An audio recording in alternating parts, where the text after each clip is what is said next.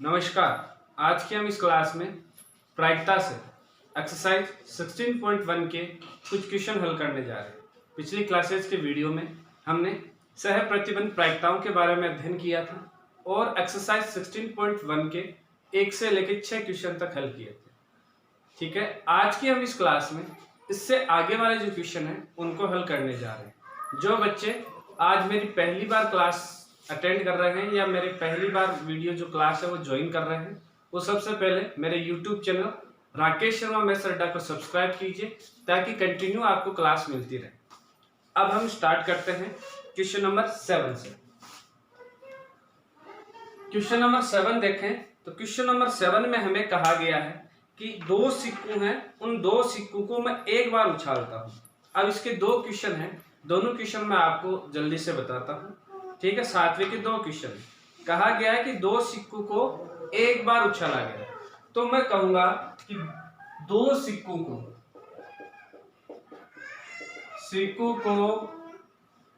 एक बार उछालने पर प्रतिदश समिष्ट का मतलब है कुल कितनी स्थितियां बनती है। तो प्रतिदश समिष्ट देखें तो हमारे पास यहाँ से जो प्रतिदश समिष्ट है वो जनरेट होती है। कौन कौन सी? एक सिक्के के हमें बताया कि दो ही पहलू होते हैं, एक होता है हेड, एक होता है टेल। तो यदि मैं दो सिक्कों को साथ में उछालूं तो मेरे पास बनेंगे एच, मतलब दोनों सिक्कों में हेड आ सकता है, या पहले सिक्के पे हेड दूसरे सिक्के पे टेल, या दूसरे सिक्के फिर अगला है पहले सिक्के पे टेल और दूसरे सिक्के पे हेड, या फिर दोनों सिक्कों में टेल आ सकता है। तो ये मेरे पास प्रतिदिश क्या बना? समिष्ट बना, कुल स्थितियां बनी। अब जो क्वेश्चन है उसमें कहा गया है कि हमें A upon probability of A upon B याद करना है। ए हमारे पास दे रखा है, बी हमारे पास दे रखा है। तो पहले क्वेश्चन की बात करते हैं। तो ए है वो गिवन है, ए सच दैट क्या है? एक सिक्के पर पट प्रकट होता है। ये कहा है एक सिक्के पर पट प्रकट होता है। इसका मतलब ये हुआ, मैं यहां से लिख सकता हूं, इसका मैं समुच्चय बना सकता हूं। एक सिक्के पर पट प्रकट होना, पट का मतलब है टेल। ठीक है, तो एक सिक्के पर हमारे पास क्या होना चाहिए? पट प्रकट होना चाहिए। यदि मैं एक सिक्के पे ही पट प्रकट देखूं यहां से, तो कहां कहां हो रहा है? 1 और 2। यहां से HT और फिर आ चुका है TH, तो दो ही हमारे पास ऐसी संभावनाएं बनी। उसके बाद में है बी में दिया गया है, देखो क्या है, कहा गया है कि एक सिक्के पर चित्त प्रकट होता है। एक सिक्के पर चित्त प्रकट होता है। एक सिक्के पर चित्त प्रकट होता है, तो इसका मतलब ये हुआ कि केवल और केवल एक सिक्के पर चित्त प्रकट होना चाहिए। तो यदि मैं यहां से इसका समुच्चय बनाऊं तो यहां से आता है HT और क्या है? TH। देखो एक ही सिक्के पर चित्त प्रकट हो रहा है, मतलब हेड आ रहा है। HT एक बार हेड और एक बार हेड। अब इन दोनों का मैं निष्ठ निकालता हूं, A इंटरसेक्शन B यदि मैं ज्ञात करता हूं तो मैं देख रहा हूं कि A इंटरसेक्शन B में ये दोनों ही हमारे पास आ रहे हैं, HT और क्या आ रहा है? TH आ रहा है। एक बार फिर से क्वेश्चन को देखते हैं। एक सिक्के पर पट प्रकट होता है और एक सिक्के पर हमारे पास चित्त प्रकट होता है, यही क्वेश्चन। अब हम इनकी प्रोबेबिलिटी ज्ञात करते हैं। तो सबसे पहले मैं कहूंगा कि इसीलिए प्रोबेबिलिटी ऑफ ए देखें तो हमारे पास ए की अनुकूल स्थितियां कितनी है? 2। एक तो ये भी, एक ये भी, और कुल स्थितियां कितनी है? 4। तो यहां से 2/4 मतलब 1/2।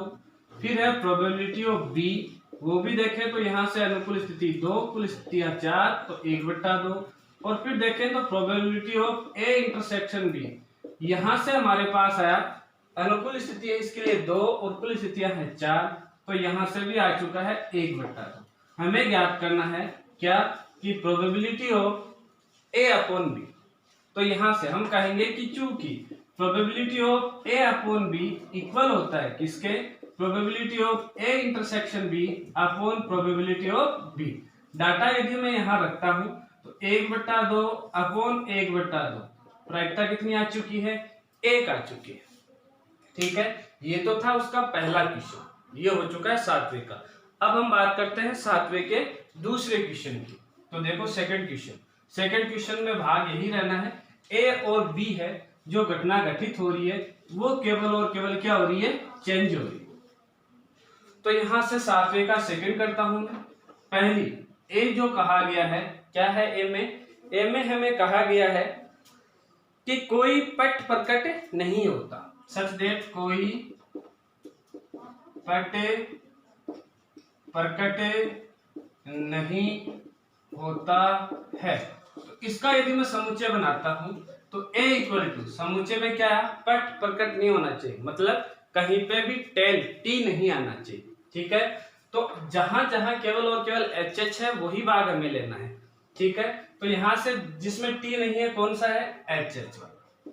ठीक है, उसके बाद में देखें तो बी हमारे पास कहा गया है, क्या कहा गया है, कोई चित्त प्रकट नहीं होता, तो कोई चित्त प्रकट नहीं होता है। इसका मतलब ये हुआ कि हमारे पास यहां से चित्त का मतलब है हेड नहीं आना चाहिए, चाहे पहला सिक्का उछाले चाहे हम दूसरा सिक्का उछाले। तो हमारे पास यहां से अनुकूल स्थिति आती है केवल और केवल एक, वो आ रहा है टी और टी पर, इस पे चित्त प्रकट नहीं होना। अब देखें तो ए इंटरसेक्शन बी देखता हूं मैं, तो यहां से मैं ये देख पा रहा हूं क्या इन दोनों में से कोई भाग बेनिस्ट आ रही है, नहीं। इसका मतलब ये जो समुच्चय बना ये कैसा बना, फाई, मतलब फाई का मतलब है रिक्त समुच्चय। अब हम इनकी प्रोबेबिलिटी ज्ञात करते हैं। मैं कहूंगा कि probability of A equal to अनुकूल स्थिति है 1, कुल स्थिति है 4, तो 1/4। प्रोबेबिलिटी ऑफ बी अनुकूल स्थिति है 1, कुल स्थिति है 4, तो 1/4। Probability of A intersection B, यहां से देखें तो अनुकूल स्थिति फाई का मतलब 0, तो यहां से आ चुका है 0 और कुल स्थिति है 4, तो यह बन गया है 0। अब हमें ज्ञात करना है, क्या ज्ञात करना है, probability of A upon B. तो मैं कहूंगा कि चूंकि probability of A upon B equal होगा probability of A intersection B upon probability of B. तो यहां से देखें तो probability of A intersection B है 0 और प्रोबेबिलिटी ऑफ बी है 1/4, तो इसका आंसर आ चुका है हमारे पास 0। तो प्रायिकता क्या आ चुकी है, 0। तो इसका मतलब हुआ कि ऐसी कोई घटना घटित नहीं होगी। अब चलते हैं क्वेश्चन नंबर 8 में।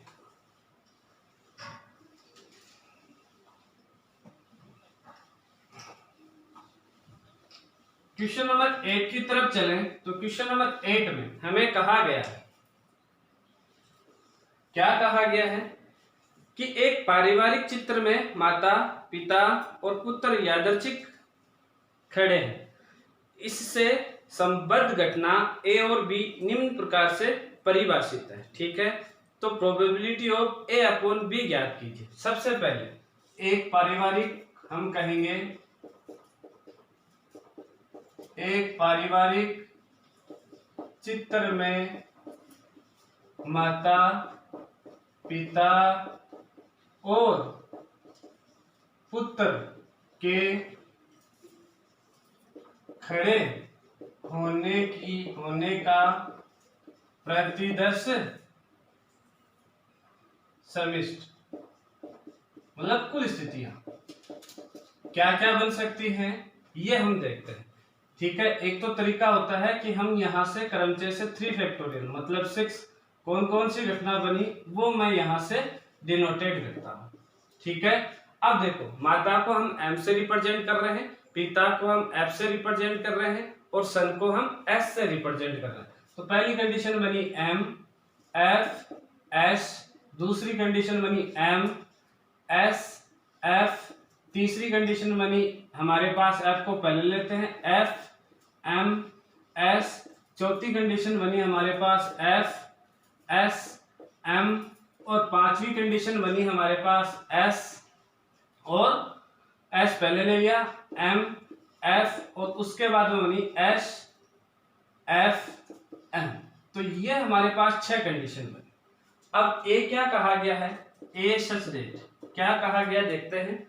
हमें बोला गया है यहां से पुत्र एक सिरे पर खड़ा है, पुत्र एक सिरे पर खड़ा है।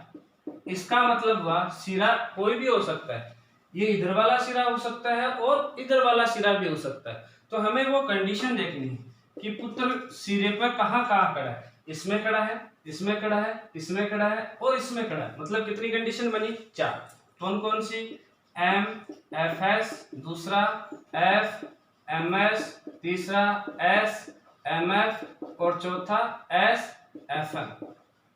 ठीक है। अगला है बी। बी के लिए कहा है, क्या कहा गया है, हमारे पास कहा है पिता मध्य में खड़े हैं, पिता मध्य में खड़े हैं। इसका मतलब हुआ जो एफ है वो मिड में आना चाहिए, बीच में आना चाहिए। कहां कहां हो रही है, 2 कंडीशन। ठीक है। तो बी का यदि मैं समुच्चय बनाता हूं तो एफ एम एफ एस, दूसरा एस एफ एम। और कोई कंडीशन है क्या बच्चों, देखो जरा, नहीं। अब हम ज्ञात करते हैं और A intersection B. A intersection B ज्ञात करें तो देखते हैं दोनों में कॉमन कौन सा आ रहा है, ये भी आ रहा है और ये भी आ रहा है। तो यहां से बन गया एम एफ एस और एस एफ एम। अब हम इनकी प्रोबेबिलिटी ज्ञात करते हैं। यदि प्रोबेबिलिटी ज्ञात करते हैं तो सबसे पहले हम ज्ञात करेंगे कि probability of A. Probability of A देखें तो अनुकूल स्थितियां कितनी है, 4। कुल स्थितियां कितनी है, 6। तो 4/6 मतलब 2/3। उसके बाद में प्रोबेबिलिटी ऑफ बी ज्ञात करें तो कुल स्थिति, अनुकूल स्थितियां देखें तो 2 और कुल स्थितियां हैं 6। तो 2/6 इसका मतलब 1/3। फिर ज्ञात करते हैं probability of A intersection B. अनुकूल स्थितियां हैं 2, कुल स्थितियां हैं 6। तो यहाँ हो चुका है 2/6 इक्वल टू 1/3। अब ज्ञात क्या करना है, ज्ञात हमें करना है कि probability of A upon B. तो हम कहेंगे कि चूंकि probability of A upon B वह इक्वल होगा किसके, कि probability of A intersection B upon probability of B. यहां से हम इसको कैलकुलेट करते हैं तो आता है 1/3 अपॉन 1/3। इसकी प्रोबेबिलिटी आ चुकी है हमारे पास 1/3। कितनी आ चुकी है, 1। अब हम बात करते हैं अगले क्वेश्चन। यदि हम अगले क्वेश्चन की बात करें तो हमारे पास आता है क्वेश्चन नंबर 9।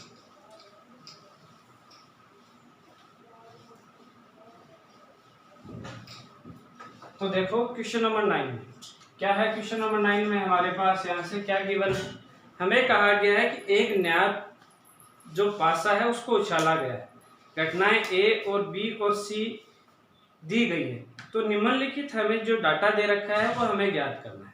तो यहाँ से यदि मैं देखूं तो सबसे पहले यहाँ से एक न्याय पासा को हम उछालते हैं। हम कहेंगे कि दिया गया है, क्या दे रखा है कि एक न्याय पासे को उछालने पर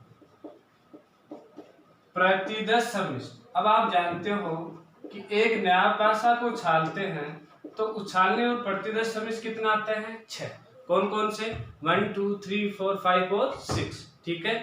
अब हम बात करते हैं, 6 है हमारे पास प्रतिदश समिष्ट संख्या में, और यदि इनका समुच्चय बनाऊं तो 1 2 3 4 5 6।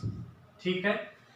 उसके बाद में दिया गया है ए में हमारे पास यहां से गिवन है 1 3 5। उसके बाद में दे रखा है बी, और बी में हमारे पास यहां से गिवन है कितना, 2 3। उसके बाद में है हमारे पास सी, और सी में हमारे पास यहां से गिवन है वह है 2 3 4 5। ठीक है। सबसे पहले पूछा गया है ए अपॉन बी, उसके बाद में बी अपॉन ए। तो इसके लिए हमें ए इंटरसेक्शन बी ज्ञात करना है। दूसरे वाले क्वेश्चन में probability of A upon C और प्रोबेबिलिटी ऑफ सी अपॉन ए। इसके लिए हमें ए इंटरसेक्शन सी ज्ञात करना है। और तीसरे में पूछा गया है A union B upon C और A intersection B upon C. तो इसके लिए भी हमें A union B intersection C ज्ञात करना है। और A intersection B intersection C ज्ञात करना है। तो देखो पहली कंडीशन यहां से मैं कहूंगा इसीलिए ए यूनियन बी ज्ञात करते हैं। तो ए यूनियन बी मतलब ए और बी में जो वेनिस्ट है उन एलिमेंटों से, तो यहां से केवल और केवल क्या आता है 3 आता है। दूसरा ए इंटरसेक्शन सी ज्ञात करते हैं। तो ए इंटरसेक्शन सी ज्ञात करें 3 और कौन आ रहा है 5 आ रहा है। उसके बाद में मैंने बताया था तीसरे के लिए क्या है कि ए यूनियन बी और इंटरसेक्शन हमें क्या याद करना है सी। ए और बी का तो हमें यूनियन बनाना है। ए और बी का यदि यूनियन बनाता हूं तो देखो इधर रफली बनाता हूं मैं कि ए यूनियन बी, यदि ए और बी का यूनियन बनाते हैं तो हमारे पास आता है 1 2 3 और 5, और इसी का इंटरसेक्शन करना है सी के साथ, मतलब वेनिश देखने हैं इनमें। तो कौन कौन आ रहा है 2 आ रहा है 3 आ रहा है और 5 आ रहा है। तो यहां से लिख देंगे 2 3 और 5। अब उसके बाद में चौथा के लिए है कि ए यूनियन बी और उसका ए इंटरसेक्शन बी उसका फिर से इंटरसेक्शन करना है सी के साथ। तो यहां से यदि मैं देखूं तो यहां मैं देखता हूं कि ए इंटरसेक्शन बी इन दोनों में वो वेनिस्ट एलिमेंट लेने हैं, वो कौन सा है केवल और केवल 3। अब इसका पुनः है इस सी के साथ इंटरसेक्शन करना है, तो इसमें भी केवल और केवल क्या आ रहा है सी आ रहा है। तो यहां से 3 आ रहा है, तो यहां से आ चुका है हमारे पास 3। अब हम उन क्वेश्चनों को हल करते हैं। तो सबसे पहले वाले क्वेश्चन की तरफ बढ़े तो हमारे पास पहला जो क्वेश्चन है उसको हल करते हैं। ठीक है, पहला क्वेश्चन है हमारे पास यहां से कि probability of A upon B. तो ये हो जाएगा कि probability of A intersection B upon probability of क्या जाएगा बी। यहां से probability of A intersection B देखो तो ए इंटरसेक्शन बी की अनुकूल स्थितियां कितनी है 3 और कुल स्थितियां कितनी है 6। तो ऊपर वाले की हमारे पास प्रोबेबिलिटी आ चुकी है 3/6। दूसरा प्रोबेबिलिटी ऑफ बी देखें, बी में एलिमेंट कितने हैं 2, कुल कितने हैं 4। तो यहां से आ चुके हैं 2/6 6 है कुल। तो यहां से हमारे पास जो डाटा ए इंटरसेक्शन बी एक ही डाटा है सॉरी एक। तो यहां से हमारे पास आंसर आ चुका है पहले का 1/2। अब इसी में दूसरा दे रखा है कि प्रोबेबिलिटी ऑफ बी अपॉन क्या दे रखा है ए ज्ञात करना है। तो probability of B upon A ज्ञात करते हैं तो हमारे पास यहां से आएगा probability of A intersection B upon probability of A. ठीक है, probability of A intersection B आ चुका है 1/6। प्रोबेबिलिटी ऑफ ए में कितने हैं 3 एलिमेंट है, टोटल है 6, अनुकूल स्थितियां हैं 3, कुल स्थितियां 6। तो 3/6 और यहां से आ चुका है 1/3। तो ये पहला क्वेश्चन खत्म हो चुका है। अब हम बात करते हैं दूसरे क्वेश्चन, 8वें के 9वें के दूसरे क्वेश्चन। 9वें में दूसरा क्वेश्चन पूछा गया है probability of A upon C. देखो तो probability of A upon C यहां से ये बनेगा कि probability of A intersection C upon probability of सी।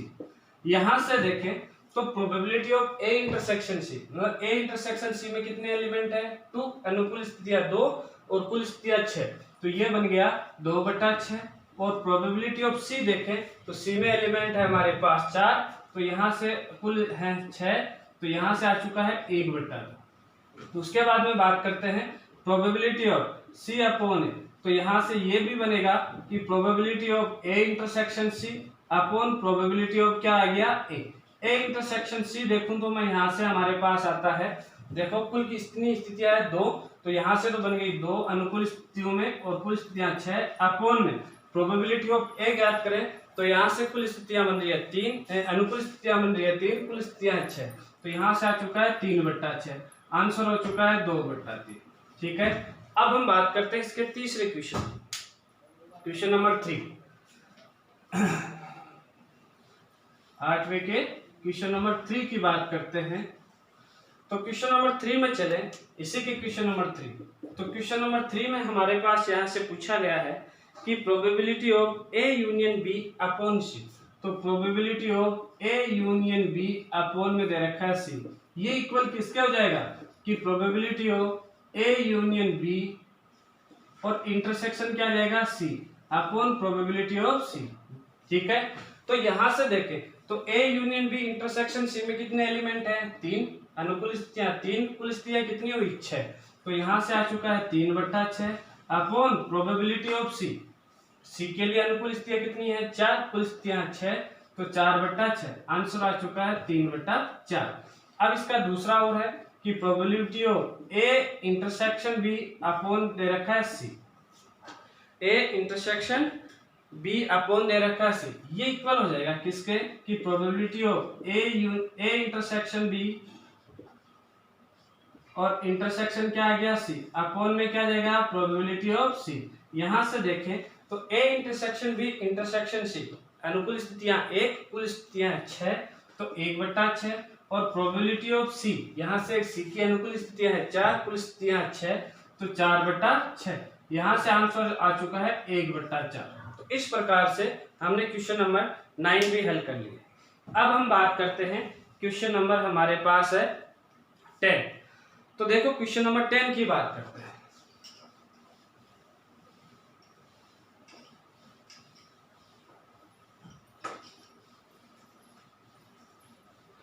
यदि हम क्वेश्चन नंबर 10 की बात करें तो क्वेश्चन नंबर 10 हम कहेंगे दिया गया है। देखो देखते हैं क्वेश्चन नंबर 10 में क्या है। क्वेश्चन नंबर 10 में हमें बोला गया है कि ये दिया गया है कि दो पासों को फेंकने पर प्राप्त संख्याएं भिन्न भिन्न हैं, दोनों पासों पर प्राप्त संख्याओं का योग 4 होने की हमें क्या निकालनी है प्रायिकता। अब यदि मेरे पास कोई दो पासे हैं, उन दो पासों को यदि मैं फेंकता हूं तो उनका प्रतिदिन समिष्ट मुझे पता है कितना आता है 36 होता है। ठीक है, तो यहां से दो पासों को फेंकने पर, दो पासों को फेंकने पर प्रति 10 समिष्ट कितना होगा 36। कौन कौन सा, वही 1 1 1 2 1 3 1 4 1 5 1 6 2 1 2 2 2 3 2 4 और कहां तक लास्ट तक 6 1 6 2 6 3 6 4 6 5 और 6 6 तक। तो ये हो गया प्रतिदेश समिष्ट। अब घटना जो ए है, ए जो पूछा गया है वो मान लेते हैं।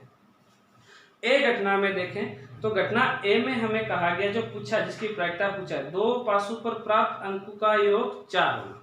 तो दो पासों पर प्राप्त अंकों का योग 4 होना। तो ऐसी घटनाएं कैसे कितनी बन सकते हैं ये हमें देखना है। ठीक है, दो पासों को यदि हम फेंकते हैं तो उन पे इस प्रकार के हमारे पास संख्या या अंक आने चाहिए जिनका यदि हम योग करें तो वह योग 4 है। तो ऐसी कंडीशन कौन कौन सी बन सकती है, एक तो है 1 3, दूसरी कंडीशन बन सकती है 2 2, तीसरी कंडीशन बन सकती है हमारे पास 3 1। इसके अलावा और कोई बन सकती है नहीं, केवल और केवल कितनी कंडीशन बनी, 3 ही कंडीशन बनी। दूसरा बी जो गिवन है, क्या कहा गया है गिवन में कहा गया है कि पासों को फेंकने में प्राप्त संख्याएं भिन्न भिन्न है। दो पासों को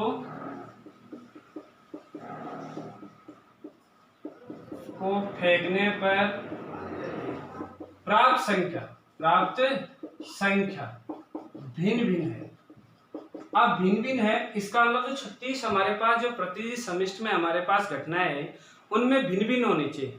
हमारे पास 36 में सब है, भिन्न भिन्न उसमें सेम भी है। कौन कौन सी है, समान 1 1 2 2 3 3 4 4 5 5 और 6 6।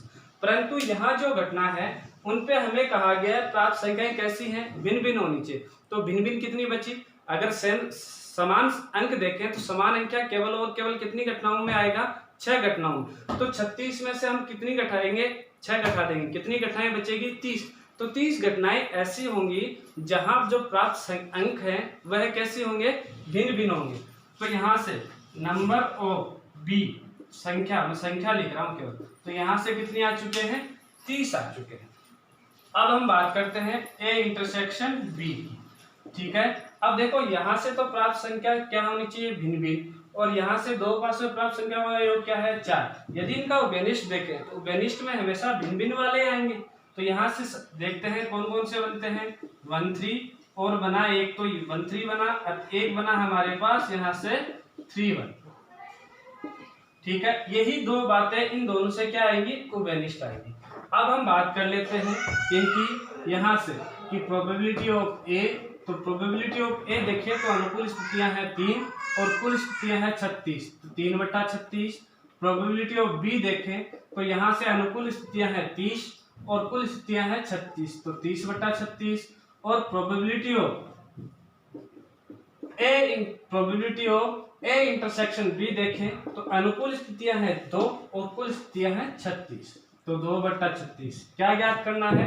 हमें ज्ञात करना है कि probability of A upon B क्या आ जाएगा कि probability of A intersection B upon probability of क्या आ चुका है बी।